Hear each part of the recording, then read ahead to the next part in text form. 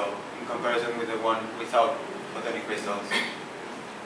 The red squares are the light coming from the top of the LED, and the little red black dots are from the bottom. So we're interested in obviously the light coming from the top of the LED. So we can see that for a lattice constant of 215 nanometers here, we have a power increase of 3.5 times in the vertical direction, which is quite good. Next one, please. So, as conclusion, as I just said, with photonic crystals, we can achieve 3.5 times more power in the vertical axis. And also, in this article, they observe a maximum extraction efficiency of 50%, which is twice the extraction efficiency of LEDs without photonic crystals. And also, the most interesting thing is that we can choose the emission profile we like by changing the parameters of the photonic crystal. So some applications require emission profile more directional. Some applications require something more spreaded. So changing the parameters of the photonic crystal, we can choose what we want without requiring any extra mirrors or extra packaging of the LEDs. So obviously all of this is very new, and we think that there will be more research doing on that, and more optimization will come. So these are the references. And questions for it? Excuse me. How do we choose the lattice constant of the photonic crystal? Does it have any relationship with the frequency of the light coming from the LED? To choose, okay.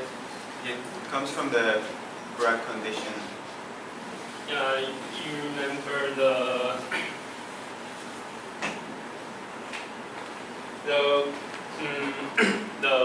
lattice constant of the photonic crystal. You remember this right?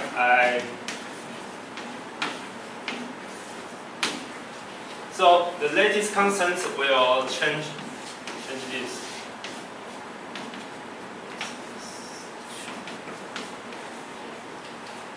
And what is the complicated, because you have to think about not only the lattice constant but also the Kaplan mode, because I think the Claude explained it. If the mode how to say Claude about the interaction between Kaplan mode. But I think your question is more about the diffraction condition, because the crystal acts as a lattice that diffracts lights. So we have a diffraction condition, and in the diffraction condition there is the wavelength and the lattice constant. So it has to be more kind of in the same order of. It's like when light is diffracted by a crystal. If you remember this, I just draw it. You have the K original, right? And this is a circle that it can go to the air, and then this radius equals K air. What is K air? K air just equals lambda air, 2 pi over lambda air. The wavelength in air. So if you choose, you have to choose a lattice constant that this is G.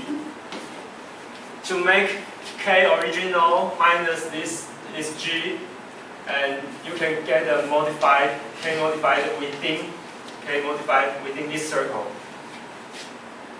Is that your question? But the K have some relationship with the wavelength, right? Yeah. So the G is determined by the wavelength of the LED, of the light coming from LED. Oh. So when you have a lattice constant, it only can be used in a certain frequency. Oh, of yeah, the yeah. LED. Yeah, that's right. Yeah. So it depends. What is the main wavelength of your LED? Oh, all right. Yeah. Because the emission profile might like this, and this is the intensity. So if you want to more light come out, you should consider the wavelength at here. I see.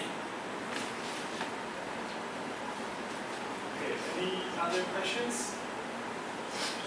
Just one quick question. Could you go back to the first results slide? I just wanted to check something. Yeah. This one? Yeah.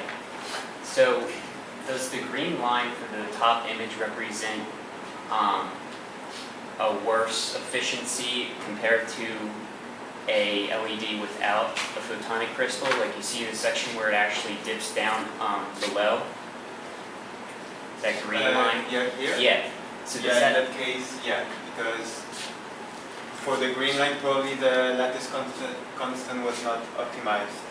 okay. It didn't help. So basically